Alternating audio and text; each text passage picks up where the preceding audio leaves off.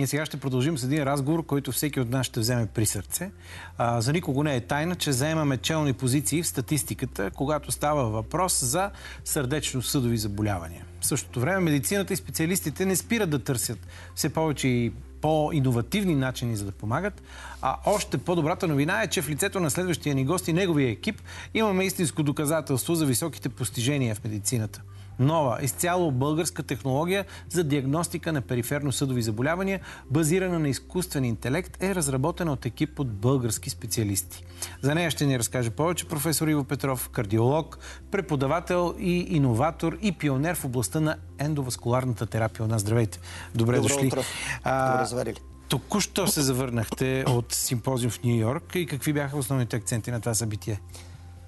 Основните акценти, бих казал, са старите акценти и те са предимно върху сърдечно-съдовите заболявания, както и вие вече подчертахте. Това е един от най-големите убийци на нашето съвремие. И поради тази причина е много важно на време да откриваме ранните форми на сърдечно-съдовите заболявания, когато те са все още по-лесно лечими.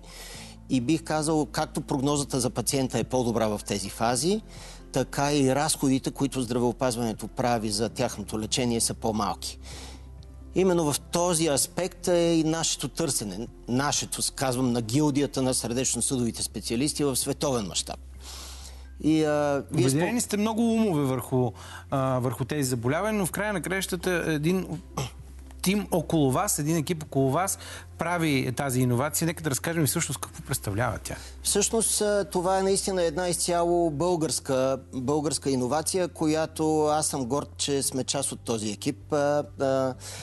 Касае се за инфрачервена термография, която чрез обработка, софтуерна обработка, базирана на изкуствен интелект, до такава степен се повишава резолюцията и отчетливостта на образните данни, че могат да се правят заключения за кръвоснабдяването на различни територии на нашето тяло. Това до сега не е било възможно.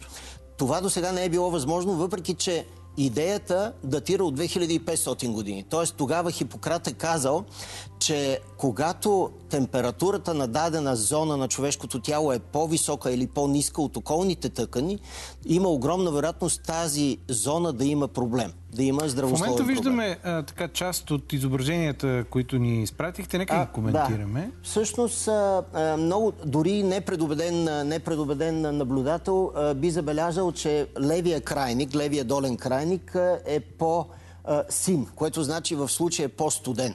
И когато имаме такава асиметрична разлика... Другият е с определено други оцветявания, значи кръвоснабдяването е по-добро. Да, т.е. Но какво говори това сега? Жълтото и червеното е добро кръвоснабдяване, а синьо и зелено не е добро.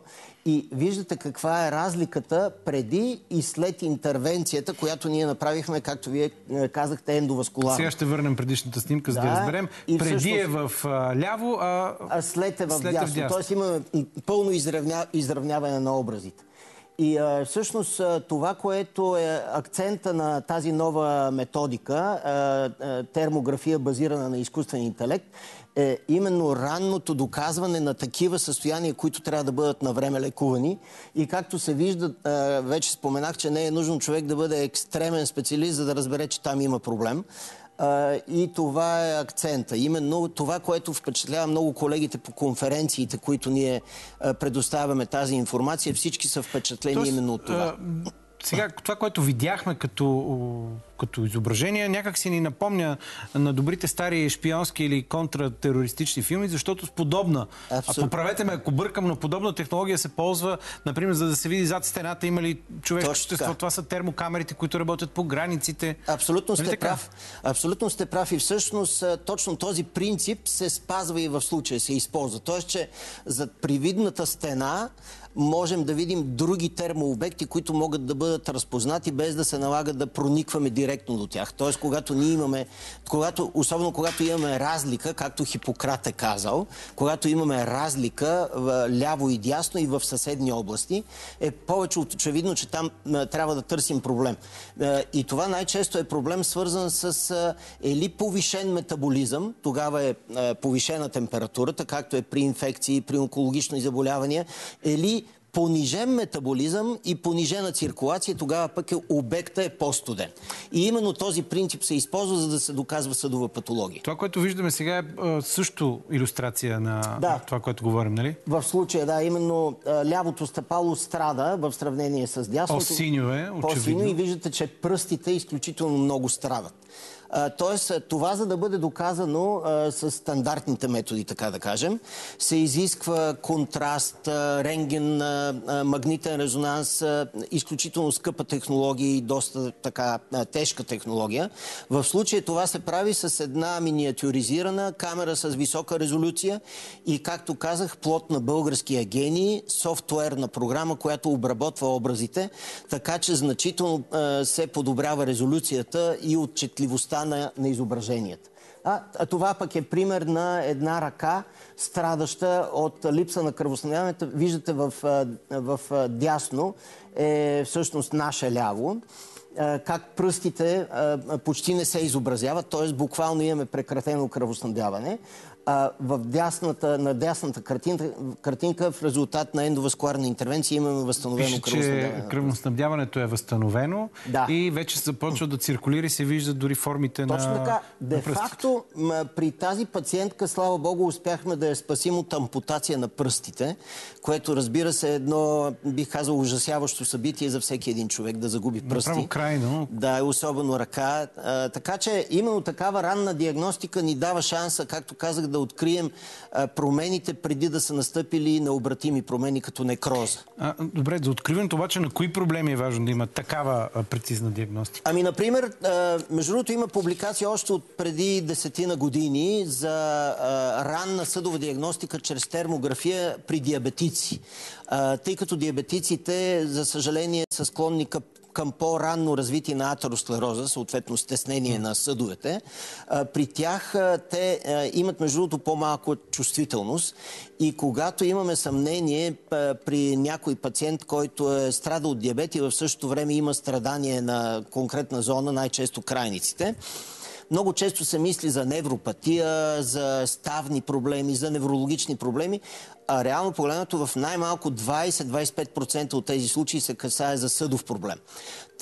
При такава ситуация, тъй като метода, който ние използваме и доказваме, че е ефикасен, не е нужно човек да бъде специалист, нито диабетолог, нито съдов специалист, за да разбере, че има проблем с крайника, който е съдов, а не е неврологичен или ортопедичен. И това би помогнало за ранното насочване на тези пациенти към съдови специалисти, които могат да им помогнат медикаментозно, с контрол на рисковите фактори и когато се налага с навременни интервенции, които биха били или ендоваскуларни, или хирургически, но в по-малък обем, в сравнение с това, ако се чака прекалено дълго време. Това не е тестов метод, вече сте го пробвали. Това многократно. На колко души? Вече повече от 1000 пациенти имаме, които метода е валидиран. Имаме вече няколко публикации, имаме участие на световни конгреси и навсякъде впечатлението, което предизвикваме, така наречения вау ефект, съжалявам за чуждицата. Но наистина аз смятам, бих казал, не смятам, сигурен съм, че именно българския екип ще бъде този, който ще въведе за световно приложение тази методика. Това може ли да се въведе този метод при евентуален инсулт? Може ли да се ползва? Абсолютно. Изключително важен въпрос. Явно сте сведущ по темата. Това е едно от най-големите предизвикателства, именно лечението на мозъчния инсулт. Тъй като смъртността е много голяма в кратко време, т.е. в рамките на няколко часа прогнозата се влошава рязко и нашата мечта е да можем да снабдим ключовите, бих казал, екипи, включително и екипите в линейките, някой ден, това е нашата мечта, да разполагат с термографска апаратура с висока резолюция, която да може да доказва ранните нарушения на мозъчното кръвоснабдяване. И най-вече къде те могат да ги видят още преди томографията? Именно, за да може, именно точно по време на транспорта пациента, невролозите и образните специалисти предварително да знаят с какъв пациент разполагат и какво могат да очакват от гледна точка на кръвоснабдяване. Това означава да се спести страшно много време от установяването на предполагаемия инсулт до транспорта, до което лечебното заведение, а то се губят ценни минути. Което е ключово. Именно минути. При мозъчния инсулт е въпрос на минути, тъй като за минута умират стотици и милиони клетки мозъчни, а за съжаление мозъчните клетки са тези, които най-трудно се възстановяват и практически не се възстановяват. Тоест, колкото по-бързо бъде възстановена проходимостта на артерията, толкова по-голям е шанса пациента не само да оживее, но да има по-малък дефицит, т.е. по-малка инвалидизация. Така че такива методики са изключително важни за ранно откриване и ранно лечение.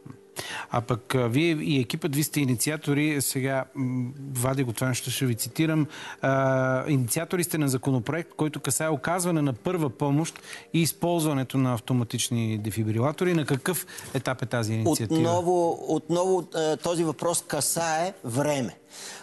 При така наречената внезапна сърдечна смърт или сърдечен арест е необходимо циркулацията, т.е. дейността на сърцето да бъде възстановена с външен сърдечен масаж и дефибрилация, с автоматичен външен дефибрилатор. Това е, бих казал, умна машинка, която има специален софтуер, който разпознава потенциално фаталното ритъмно нарушение и предизвиква електрошок, който възстановява циркулацията, тъй като възстановява нормалния сърдечен ритъм. Наша задача имам предвид Български съвет по ресусцитация, който е вече от повече от половин година с регистрация. Ние искаме да въведем тези практики и да уравним европейското законодателство, българското с европейското законодателство. На този етап проблема е, че ако не се лъжа, поне сме дискутирали този проблем, ако не оторизирано лице без медицинско образование приложи метода и не дай Боже стигне до фатален край, лицето ще носи отговорност. Точно така, нали като че ли е увредил. А с автоматичния външен дефибрилатор не е възможно никой да направи увреда, независимо дали е специалист или е не специалист. Тоест приема се, че човекът, който ще извърши, това е просто оператор на машината, точно така. Единствената задача на така наречения случайен свидетел е именно да постави лепенките на автоматичния външен дефибрилатор върху гърдите на пациента. Където е показано. И на всичкото отгоре имаме гласова и писмена инструкция. Гласовата инструкция, разбира се, по подразбиране е на български език, а не е на някакъв друг език. Така че дори абсолютно несведущ по въпроса и немедицинско лице може да използва автоматичния външен дефибрилатор. Имаме подкрепа потенциална от всички институции, всички дори политически сили. За съжаление, малкият срок на съществуване на парламента, последния, не ни позволи да внесем законопроекта, който ние сме подготвили и който е облечен вече в юридическа форма. Стигна ли до обсъждане в комисия? Да, стигна до обсъждане в комисиите, но за съжаление не можа да бъде въведен за първо четене, за одобрение на първо четене. Надявам се максимално бързо да имаме работещ парламент и да имаме възможност да въвеждаме такива практики, които наистина са абсолютно необходими, абсолютно належащи. Аз и друг път съм казвал, за съжаление, ние сме една от последните страни в Европа, която ще въведе тази практика. Като тази практика не само, че съществува преди от повече от 30 години, но от 2012 година имаме европейска директива, която призовава всички страни членки на Европейския съюз да въведат систематично обучение за кардиопулмонална ресусцитация и инсталиране на автоматични външни дефибрилатори на обществени места. Много е важно да се подчертае, че простото инсталиране на машинки, като брошки, е абсолютно безпредметно. Трябва да имаме систематично обучение на населението за даване на взаимна първа помощ, когато това се наложи.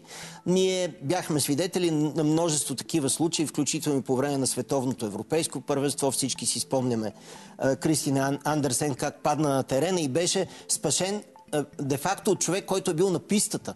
Защото лекаря на отбора спомена след това в интервю, че той е дошъл при пациента след като някой го е бил дефибрилирал. Тоест този някой е някой, който е знал каква е ситуацията и как трябва да се реагира. Това трябва да се въведе в българското общество, за да могат да бъдат спасявани човешки животи.